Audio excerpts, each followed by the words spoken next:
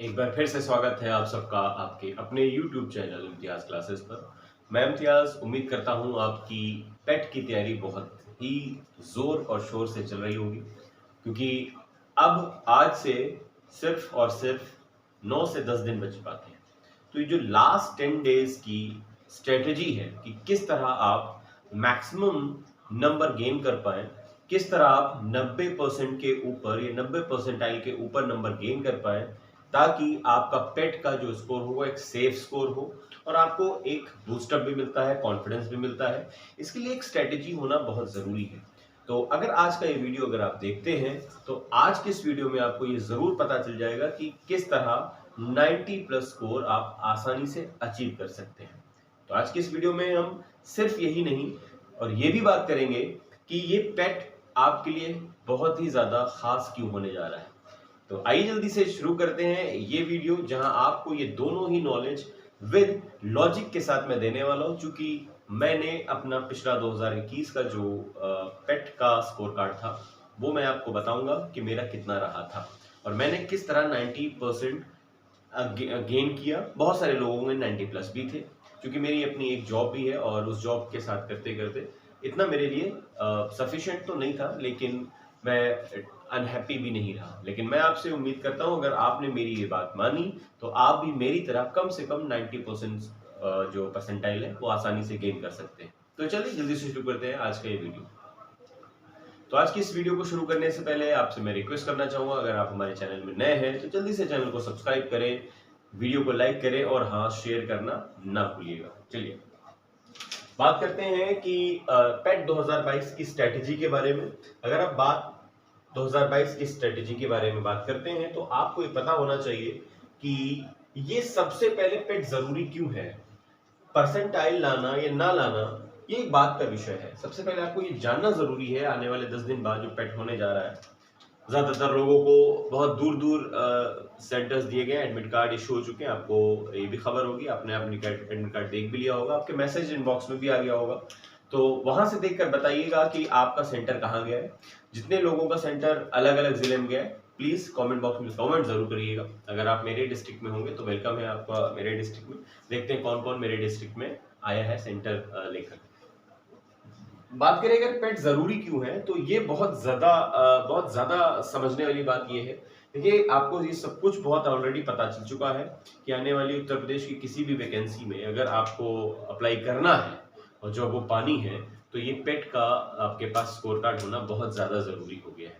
तो कौन सी वो वैकेंसीज हैं जो आप इस पेट 2022 से आने वाले पेट 2023 तक के बीच में जो वैकेंसीज होंगी उनका सामना करेंगे। और याद रखिएगा, इसी बीच में कई राज्यों के इलेक्शन भी हैं और 2024 के राज्यों के आम चुनाव, देश का आम चुनाव जो होने जा रहा है वो भी तैयारी चल रही होगी। तो इसलिए उस लिहाज से ये पेट वैकेंसीज के पॉइंट ऑफ व्यू से बहुत ज्यादा जरूरी है, जिसमें से ये 4 वैकेंसीज तो ईमान के चलिए आपको मिलने वाली है। इसमें से कन्या पर्यवेक्षक है, स्कूल क्लर्क, जो अलग अलग स्कूल्स हैं, चाहे वो बात करें टीजीटी या पीजीटी, उसमें जो भी सीक लेवल का जो क्लर्क है उसकी भर्ती भी इसी तरीके से होगी। राजस्व लेखपाल फिर आने वाली है, इसी में चकबंदी भी होगी। और आबकारी विभाग, ये 4 तरह की वैकेंसीज आपका सामना करेंगी अगर आपने अपने आप में पेट में अच्छा स्कोर किया और आपका स्कोर कार्ड मेरिट के आधार पर, आयोग की मेरिट के आधार पर बेहतर पाया गया, तो आने वाली इस तरह की जॉब में आप अप्लाई कर सकते हैं।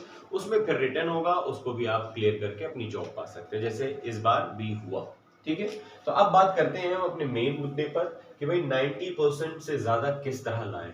जिस तरह मैं लाया, मैंने ऐसा क्या किया कि 90% आ गए, और आप ऐसा क्या करें कि आपके 95 प्लस आ जाए, 98 प्लस आ जाए।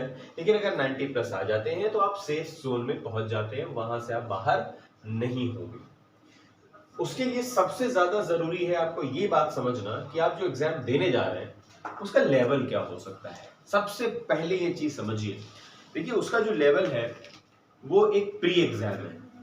ठीक है, प्री एग्जाम जनरली उतने टफ नहीं होते जितने टफ माने जाते हैं, और एग्जाम मेंस वगैरह की बात कर रहे हैं तो सबसे पहले यहीं पर एक साइकोलॉजी सेट हो जाती है कि ये जो पेट का एक एग्जाम होने जा रहा है 15 और 16 अक्टूबर को, वो अपने आप में एक जॉब फुल कोई एग्जाम नहीं, ये एक स्टेज है जिसको पार करने से वो भीड़ खत्म हो जाएगी और एक क्रीम या बहुत मात्रा में एक वो बंदे पहुंच जाएंगे जिनमें वाकई में कुछ दम खम होगा। तो इसका मतलब साफ है कि यहाँ पर बहुत हल्का या बहुत भारी लेवल नहीं होने वाला, एक एवरेज पेपर आपका सामना करने वाला है। क्योंकि इसके बाद जब एक इंडिविजुअल जॉब के लिए आप जाते हैं वहां पर आपको एक थोड़ा सा तगड़ा पेपर देखने को मिल सकता है। सबसे पहले एक बात ये सेट हो गई कि आपका माइंडसेट इस तरह तैयार हो जाना चाहिए कि बहुत ज्यादा हार्ड लेवल में डीप में घुसकर आपको तैयारी 10 दिनों में नहीं करनी है। आने वाले 10 दिनों में आपको ज्यादा टेंशन नहीं लेनी है। कम से कम आपको बिलो द एवरेज और एवरेज ये दो लेवल के क्वेश्चंस की तैयारी जबरदस्त तरीके से करनी है। अब सवाल है कि कौन से क्वेश्चंस की तैयारी हम सबसे पहले कर ले, तो इसके लिए आपको सिलेबस पता होना बहुत ज्यादा जरूरी है। जब हम बात करते हैं सिलेबस की तो ध्यान से देखिए, सिलेबस में मैथ्स है, हिंदी है, जीके जीएस है और अलग से इंग्लिश और रीजनिंग है। ये 4 सेक्शन में पूरी तरह से आपका पेट का जो सिलेबस है वो बटा हुआ है। बात करते हैं अगर हम मैथ्स की तो 25 नंबरों की मैथ्स है, 25 क्वेश्चंस, हिंदी 15 क्वेश्चंस होंगे, जीके जीएस की अगर हम बात करें तो यहाँ पर 50 नंबर की जीके जीएस आने वाली है। कौन कौन से क्वेश्चन कहां से आएंगे ये बात अभी हम लोग करने वाले हैं। इंग्लिश और रीजनिंग की बात करेंगे तो 5-5 मार्क्स यहां से जुड़े, हर एक मार्क्स बहुत ज्यादा अपने आप में मायने रखता है। लेकिन अगर आप ध्यान से देख रहे होंगे तो सबसे ज्यादा जो जरूरी पोर्शन है वो जीके जीएस का है। यहां से 50 नंबर की जीके जीएस आपसे पूछी जा रही है। इसमें इस 50 नंबर में क्या क्या पूछा जा रहा है, सबसे पहले इस पर ही बात करेंगे और इसी पर ज्यादा फोकस करेंगे। वजह जानते हैं क्यों? क्योंकि एक चीज समझ लीजिए, मैथ एक कैलकुलेटिव सब्जेक्ट होता है, कंसेप्चुअल सब्जेक्ट होता है, जिसको आती है तो फिर आती है, जिसको नहीं आती है तो फिर नहीं आती है, बात खत्म। ठीक है, अब वो आने वाले 10 दिन में मैथ नहीं सीख सकता। ये 10 दिनों की स्ट्रेटेजी मैं आपको बता रहा हूं। अब मैथ तो सीख नहीं जाएगा, तो इसका मतलब साफ है कि जो मैथ के क्वेश्चन है वो उस ढंग से ही करेंगे जिस ढंग से आपको ऑलरेडी आते हैं। लेवल उतना ज्यादा नहीं रहेगा, तरीका आपको पता होगा कैसे उसको जल्दी से सॉल्व करना है। लेकिन एक ये जीके जीएस का जो पोर्शन है ये एक ऐसी चीज होती है कि आप चाहे जितना पढ़ लीजिए उसमें कहीं ना कहीं कोई ना कोई कमी रह ही जाती है। तो इसलिए अगर इसको एक स्ट्रैटेजिकल वे में लेंगे तो कहीं ना कहीं ये 50 नंबर आपको सेफ जोन में पहुंचाने का काम करने वाले, जैसे कि मैंने किया। जैसे अब अगर इसको मैं बांटूं तो इसको मैंने इतने सेक्शन में बांट रखा है, जैसे कि आयोग ने अपने सिलेबस में भी बताया हुआ है कि अगर हम जीके जीएस की बात करें तो स्टैटिक जीएस से 10 क्वेश्चन आ रहे हैं। जो स्टैटिक जीके है वो बहुत ज्यादा इंपॉर्टेंट है क्योंकि 10 क्वेश्चन यहां से आ रहे हैं 10 नंबरों के।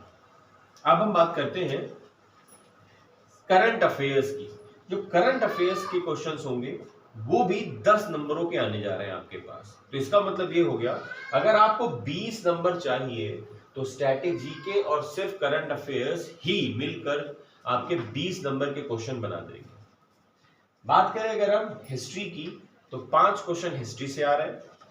इंडियन नेशनल मूवमेंट, भारतीय स्वतंत्रता आंदोलन, वहां से 5 नंबरों के क्वेश्चन आ रहे हैं।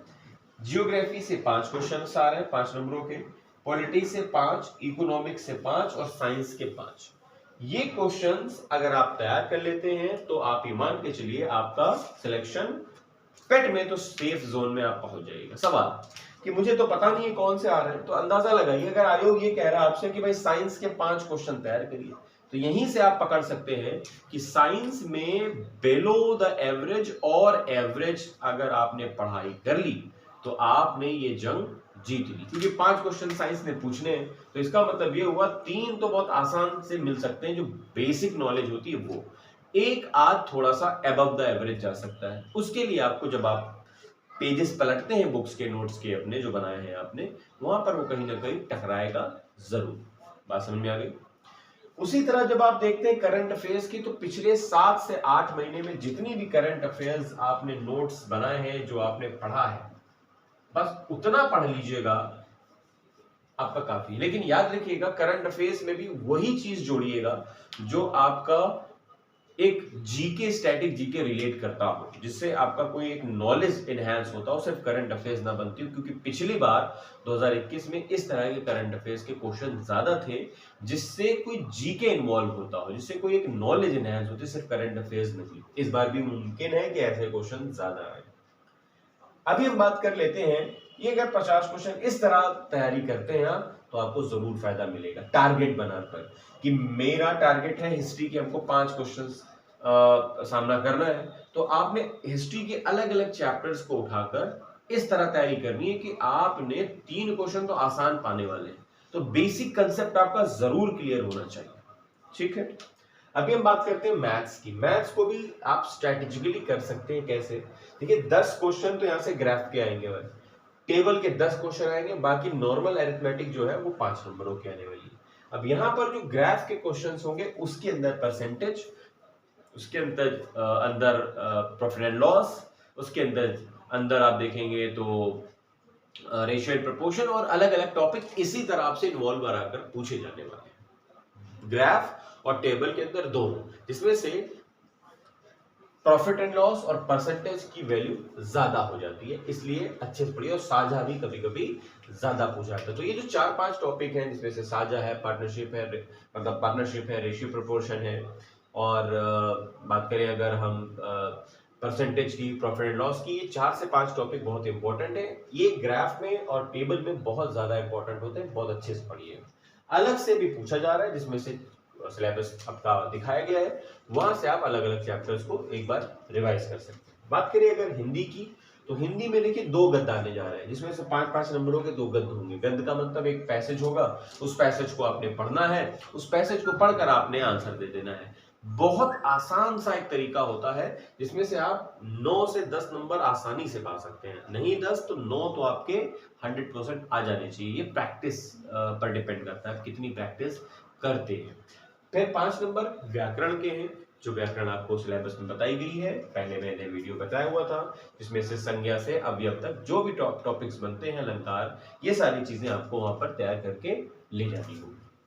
तो इस तरह के देखेंगे आप, तो ये 15 और ये 25, 40 नंबर का ये, 50 नंबर का ये, 90 नंबर हो गया। बचता है 10 नंबर 100 नंबर के लिए, तो उसमें से 5 नंबर की रीजनिंग है, बहुत हल्के लेवल की, और 5 नंबर की इंग्लिश आती है, जो कि बहुत ही एक बिलो द एवरेज लेवल जिसे कह सकते हैं, वो आने जा रही है आपकी। तो इस तरह अगर आप 100 नंबर को टारगेट बनाकर करते हैं, तो आप यकीन जानिए बहुत सेफ जोन में पहुंच चुके होंगे, क्योंकि मैं आपको उससे वादा कर रहा हूं, इतना टफ पेपर नहीं आने वाला है। पेपर बिलो द टफ होगा, एवरेज के आसपास ही है, देखेंगे आप इसमें। अब यहां से एक चीज और मैं आपसे रिक्वेस्ट करूंगा, इसको अच्छे से समझ लीजिए। कोशिश करेंगे कि ज्यादा से ज्यादा सही क्वेश्चंस करने की कोशिश करें, क्योंकि यार ये देखिएगा परसेंटेज नहीं है, परसेंटाइल है। परसेंटाइल का सिस्टम आपको बहुत पहले से मैंने बताया रखा है कि परसेंटाइल जो सिस्टम बनाया जाता है वो एक्यूरेसी पर बनाया जाता है, जिसके जितने क्वेश्चन सही होते हैं परसेंटाइल में, उसके मार्क्स को इंक्रीज इसी बेस पे किया जाता है। कभी कभी 1 से 2 नंबर बढ़ जाते हैं, कभी कभी के किसी के 3 से 4 भी बढ़ जाते हैं, और किसी के कम भी हो जाते हैं। तो कम होने से बचना है तो आपको अपनी एक्यूरेसी पर ज्यादा फोकस करना पड़ेगा, ताकि आप इस तरह की घटना से, दुर्घटना से बच सके। ठीक है, उम्मीद है ये बात और ये स्ट्रेटजी आपको समझ में आई होगी, और आपने चैनल को सब्सक्राइब कर लिया होगा, वीडियो को लाइक भी कर लिया होगा और शेयर भी कर दिया होगा। फिर भी अगर कहीं आपसे चूक हो गई हो, अभी भी नहीं किया हो, तो मैं फिर से रिक्वेस्ट करूंगा, पहले चैनल को जल्दी से सब्सक्राइब कर दें, लाइक कर लें, शेयर कर लें, और इसको आगे बढ़ाना ना भूलेगा। किसी तरह की कोई क्वेरी हो, कमेंट बॉक्स में आप कमेंट करके पूछ सकते हैं। नीचे मेरे डिस्क्रिप्शन बॉक्स में चैनल्स के लिंक्स हैं, वहां पर जाकर आप मुझे आशीर्वाद प्यार दे सकते हैं। दूसरे सोशल मीडिया नेटवर्क हैं, वहां पर भी आप मुझसे बात कर सकते हैं। चलिए मिलते हैं कल एक नए वीडियो में, तब तक के लिए बहुत बहुत शुक्रिया, बहुत बहुत धन्यवाद। और हाँ, एक बात कि आपको अपना सेंटर कमेंट बॉक्स में जरूर बताना है कि आपका सेंटर कहाँ गया है, इंतजार रहेगा। चलिए मिलते हैं कल एक नए वीडियो में, तब तक के लिए बहुत बहुत शुक्रिया, बहुत बहुत धन्यवाद। जय हिंद।